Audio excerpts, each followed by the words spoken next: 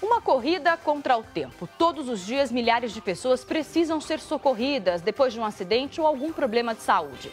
Nessas horas, a velocidade e a técnica em primeiros socorros são decisivas para salvar vidas. São policiais, bombeiros, enfermeiros, profissionais que convivem com a tensão e a rotina agitada. No Uniblogs Profissões de hoje, vamos saber quais são e quem são os profissionais socorristas.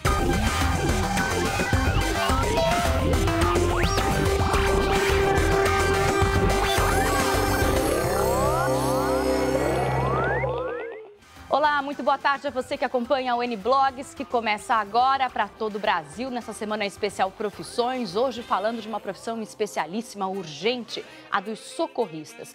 Menos de 10 minutos. Essa é a média de tempo que as equipes de resgate têm para chegar até a vítima. Uma missão quase impossível com o trânsito caótico de São Paulo.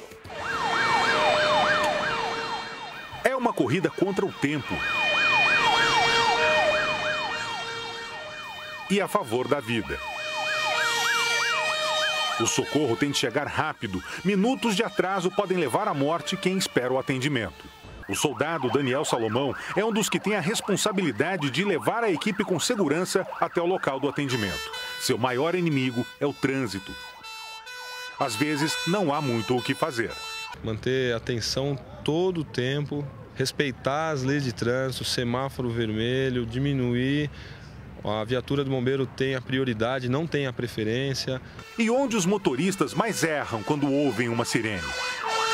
Ao dar a passagem, sobem nas guias, muitas das vezes querem ajudar avançando o veículo no semáforo e causando outro acidente, ou mesmo não reparando num pedestre. O Corpo de Bombeiros também usa motocicletas nas ocorrências. Com soldados mais preparados para prestar o atendimento, elas têm a missão de chegar na metade do tempo das viaturas, 4,5 minutos. Um trabalho perigoso. A pessoa não entende que moto também é uma viatura de resgate. Então, até a pessoa assimilar para poder abrir o espaço para a moto passar, às vezes ela abre para o lado errado, acaba fechando o segundo motoqueiro, que imagina que tem um só. E para encarar o tráfego com habilidade e pressa, é preciso experiência e muito treinamento. Nós temos que ter o curso de pilotagem de motos, o curso de resgate e 2 cursos de salvamento, ou salvamento terrestre ou salvamento à altura, para poder facilitar mais. As ambulâncias do SAMU enfrentam a mesma dificuldade, uma tarefa que o trânsito torna ainda mais complicada. A solução foi ampliar a estrutura para diminuir o tempo de chegada ao local da ocorrência. Nós conseguimos atender um número maior de ocorrências em menos tempo e diminuir o sofrimento da vítima, que é o mais importante. No programa de hoje eu vou conversar com Adriano Orsatti, que é enfermeiro de urgência, e com o socorrista Luiz Cláudio da Silva. Também está com a gente aqui o blogueiro convidado de hoje, que é o querido Eduardo Marinho, do Portal R7. Gente, obrigada pela presença, boa tarde para vocês. Boa tarde. Vamos começar pelo começo. O Adriano é enfermeiro de urgência e o Luiz é socorrista. Como que é o trabalho de vocês? O que cada um faz dentro da ação de socorro? Adriano. Praticamente, o enfermeiro, ele vai dar todo o suporte clínico, ele vai preparar todos os materiais junto com o médico, ele vai tomar conduta, então ele tem que ser dinâmico, tem que ser ágil, porque nesse momento nós somos 3, o médico, eu e o socorrista com papéis já previamente estabelecidos, o que cada um faz. Então nós temos treinamentos, protocolos que já nos amparam para quando chegar nessa hora correr tudo bem. Você vai mais para a área dos primeiros socorros, da preparação de materiais, na hora que se você chega até a vítima tem que estar com tudo isso... Tem que estar com tudo pronto, fazer sinais vitais rápido, aspirar medicações rápido, preparar acesso venoso rápido, é tudo muito dinâmico. Tá. Né? E o Luiz é socorrista, qual que é a função do socorrista? A minha função é o deslocamento até o local do atendimento, Tá. O mais rápido possível, com segurança, Uhum.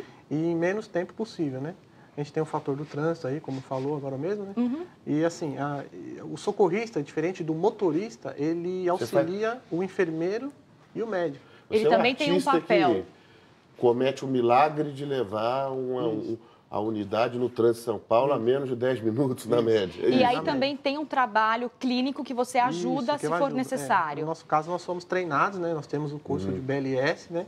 Temos o de condutor de veículo de emergência, que é para nessa hora você chegar e auxiliar tanto o enfermeiro quanto o médico, né?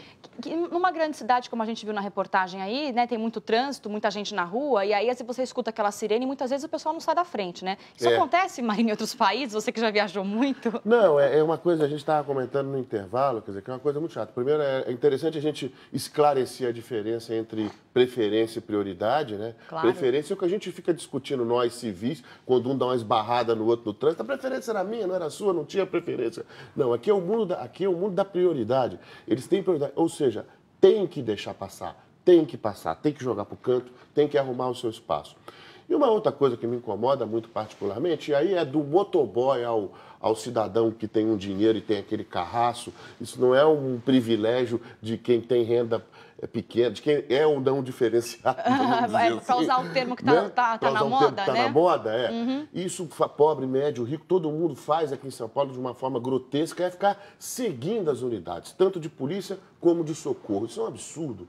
A gente tem que lembrar que é um perigo. Eles vão socorrer e tem outras pessoas coladas no para-choque prestes a criar um outro acidente. Com certeza. Agora, vamos aproveitar e vou perguntar para o Adriano quais são os principais casos de atendimento.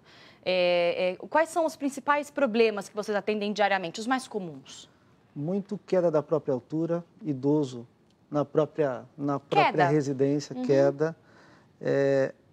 A caminho, acidentes de moto são muito comuns na cidade de São Paulo.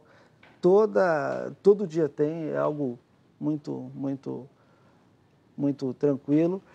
E muita transferência interhospitalar também, que é um foco que quem trabalha em atendimento pré-hospitalar acaba fazendo. A gente pega de um ponto e leva para outro, desde pacientes que estão tranquilos até casos graves, né? Então, aí, quando o caso é mais grave, tem uma urgência maior de conseguir chegar a tempo. E aí o Luiz tem todo um trabalho específico para conseguir chegar. Aí tem um outro fator também, que o paciente está lá atrás, ele está entubado, ele está com medicamento, ele está com equipamentos, assim.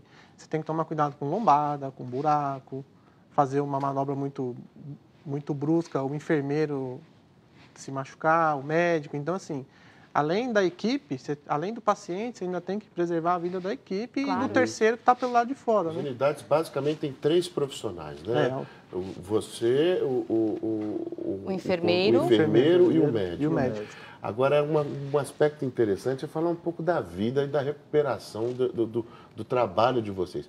Porque eu fico imaginando, né? Um trabalho tão do bem que está buscando salvar sempre. Mas deve ser uma angústia, né? Vocês convivem com perda o tempo todo, tentando correr. Como é que é a rotina de vocês, a tranquilidade psicológica? O que vocês fazem para poder se recuperar? Porque não é fácil, porque deve ter aí de pressão alta também. E deve ter família, e deve ter família junto, né? Dentro da ambulância, né? Louco, né? Agitado, tendo que levar o paciente. Às vezes, essa recuperação dessa tensão toda. Às vezes, na maioria dos atendimentos, você tem que... Às vezes o paciente está num quadro que o médico, o enfermeiro vê que ele está estável, mas a família está em pânico. Então, é mais complicado, às vezes, você acalmar a família do que o próprio paciente que está ali necessitando do socorro. Porque, às vezes, a família não acredita que você está dizendo que o paciente está estabilizado, apesar de ainda estar no percurso até a chegada de um hospital. Olha, gente, quando acidentes graves acontecem, um grupo muito especial entra em ação. São os Anjos do Asfalto, voluntários que trabalham duro prestando socorro às vítimas de acidentes. Vamos iniciar o nosso plantão, que é a partir de, no mínimo, 12 horas. Nós não temos horas para acabar. Enquanto precisar do Anjo do Asfalto, nós estaremos lá na BR. O objetivo é salvar vidas. A equipe de voluntários fica de prontidão no trecho entre Belo Horizonte e João Monlevade, o mais perigoso. No rádio, um chamado e os anjos entram em ação. Tivemos aqui a colisão entre 2 carretas próxima à Polícia Rodoviária Federal, com vítima e vazamento de combustível das carretas aí. Supõe-se que tenha vítimas graves, né? Então, para a gente chegar lá, não perder tempo, então a gente já vai se preparando, separando material, colocando a luva, para chegar no local, já pensar o atendimento o mais rápido possível.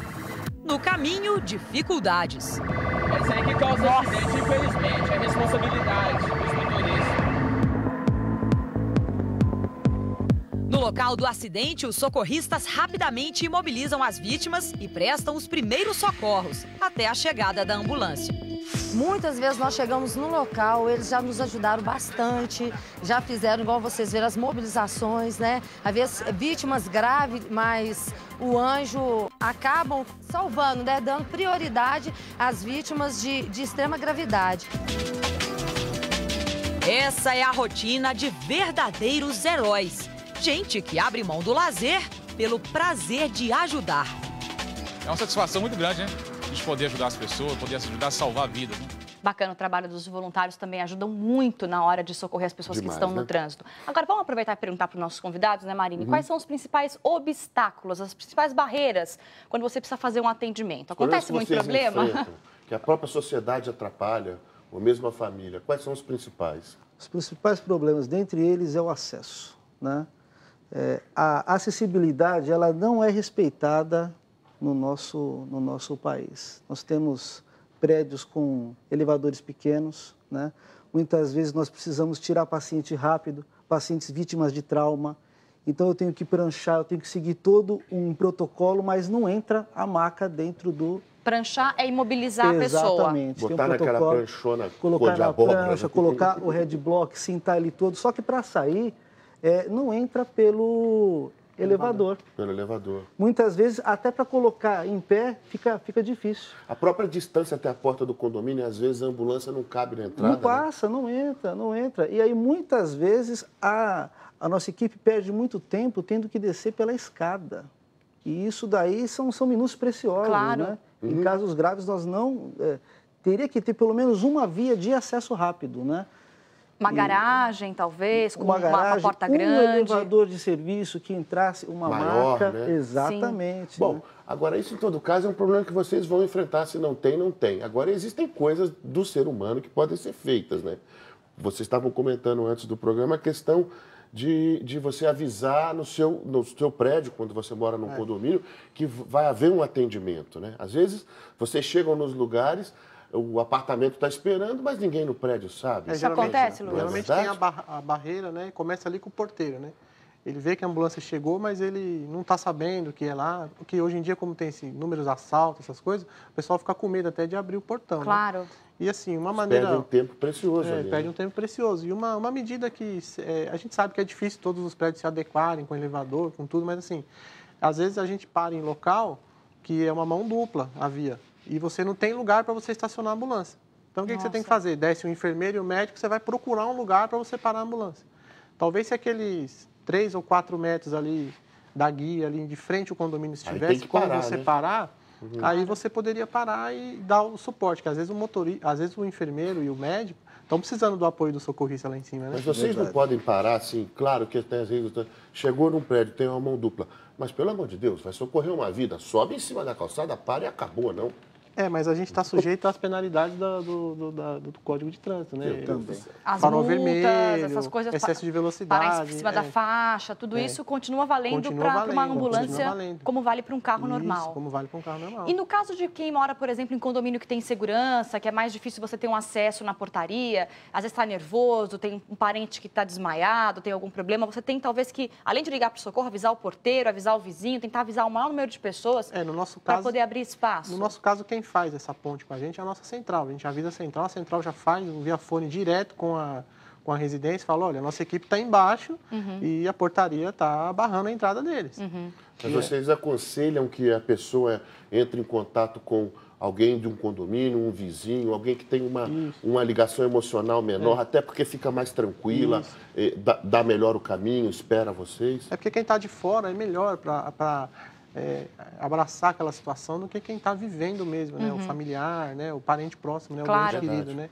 Olha, a tecnologia ajuda e muito na hora de salvar vidas. O atendimento à distância já funciona para pacientes que vivem longe da capital paulista. Os médicos da ambulância prestam os primeiros socorros e mandam os exames feitos ali mesmo para especialistas que estão em São Paulo.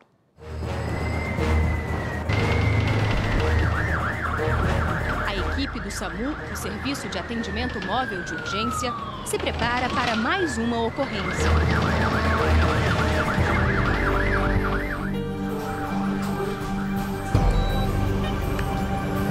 No caso de um infarto, cada segundo significa vida ou morte. Mas o diagnóstico rápido e o tratamento preciso são privilégios das grandes cidades. Levar o serviço dos hospitais de ponta para as pessoas mais carentes era impossível. Não é mais, graças ao celular.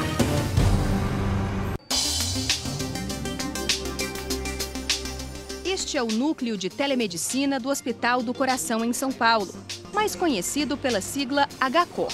Aqui acontecem todos os dias cenas que parecem de um filme. Bom, então nesse momento nós acabamos de receber um eletro da Ilha do Governador. E agora o Dr. Fábio vai entrar no eletro para poder fazer o laudo. O exame na tela foi feito há poucos segundos dentro de uma ambulância no estado do Rio de Janeiro. Não identificamos nenhuma patologia maior.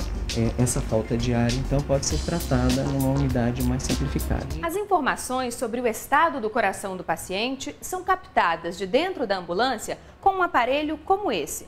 Esses dados são transmitidos via celular e chegam a essas telas. Aqui, em segundos, os cardiologistas do Hospital do Coração analisam o eletrocardiograma e devolvem um laudo com as orientações para o atendimento. Vem eletros de lugares tão distantes, pacientes que a gente não está vendo. E é interessante que às vezes chegam eletros da minha cidade natal, em Uberaba, né, de Minas Gerais. Então, às vezes a gente recebe e fala, nossa, é como se eu estivesse lá, né, no local onde eu me formei e vim para cá me especializar, ajudando as pessoas de lá. Trabalho bastante tenso, urgente, mas que dá bastante resultado. Vamos falar um pouquinho quais foram os casos emblemáticos, ou o caso, por exemplo, você, Luiz, o caso que você se lembra que foi mais emblemático na hora de socorrer alguém. Foi um acidente que teve com a van escolar, né, lá na estrada do Emboimirim.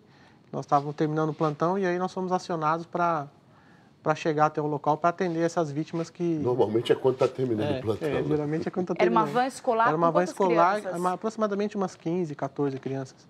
Ela, segundo a motorista, ela perdeu o controle do freio. Ela desceu um barranco? Ela desceu um barranco, de aproximadamente uns 20 metros ou 30. Imagina. E aí, assim, uma condição adversa foi que, assim, trancou o trânsito, fechou a avenida, a estrada do Emboimirim, e aí nós tivemos que seguir quase que 5 quilômetros em contramão, porque não tinha para onde seguir.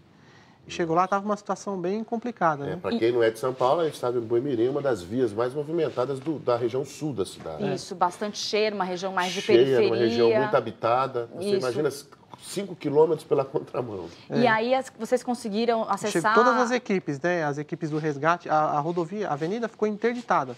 Todas as equipes, eles fecharam um lado da via, eles fecharam os dois lados, né? E o lado que estava o lado do socorro, que era o trem de socorro que estava passando tudo por um lado só. Quer dizer, virou um congestionamento gigantesco naquela região. E assim, o helicóptero Águia foi lá também apoiar a gente, foi o bombeiro também, nós fomos também lá.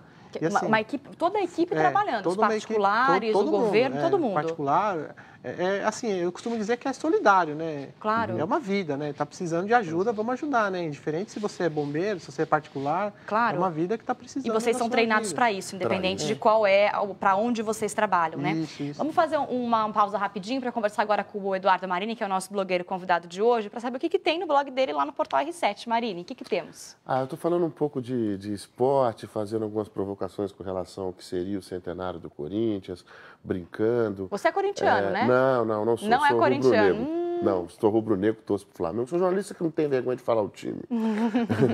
Mas o que é mais curioso dessa semana é que essa semana talvez vai marcar na quinta-feira a estreia de uma coluna nova que eu vou fazer com os colegas do R7, de receita, da parte de entretenimento, sobre gastronomia, comida popular. Que legal. E coisas interessantes. A verdadeira comfort food, a verdadeira comida confortável e tal. Eles me fizeram esse convite e a gente deve começar com uma casa de acarajés e peixadas e coisa bastante legal. E eu devo, uma vez por semana, me atrever lá no meio da turma do entretenimento para poder falar um pouco de comida. Vamos ver o que vai dar. Vai falar ou vai dar receita também? Às vezes dá receita, às vezes o pessoal me passa a receita, às vezes eu dou receita, mas é mais comilão boêmio, gostando de comentar as coisas, né? Bacana. Então, se você quiser ler mais sobre o que o Marini escreve, ficar de olho nesse projeto novo que é muito bacana, você entra no blog dele, no Portal R7, tem todas as informações. A gente vai agora para um rápido intervalo e na volta continuamos a falar da rotina dos profissionais que salvam vidas nas ruas. Até já!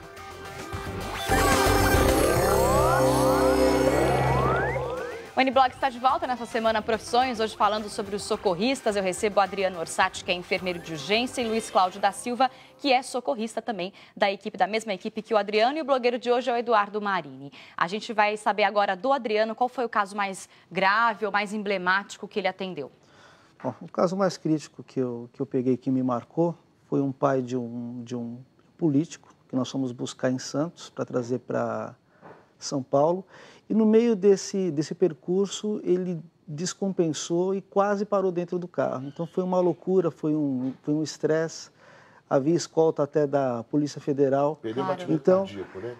Ele teve uma taquicardia ventricular, então aspira droga, prepara desfibrilador. Então, nessa hora, é uma pressão muito grande. Não só por ser quem é, né? Porque nessa hora sou eu e o médico. Claro. Então, é conseguimos muita responsabilidade. E muito tempo, sim, né? Que é uma distância muito grande. Né? Distância muito grande. Por 2 vezes ele quase parou, mas houve sucesso. Graças a Deus, cheguei com ele vivo, passamos o caso e hoje ele está bem. Que então, bom. Foi algo que... Você vê que um treinamento específico de pessoas competentes pode realmente, de fato, naqueles segundos, salvar uma vida, né? Para quem está em casa e para quem não sabe como se portar na hora de uma emergência, o que tem que fazer? Quais são as principais dicas?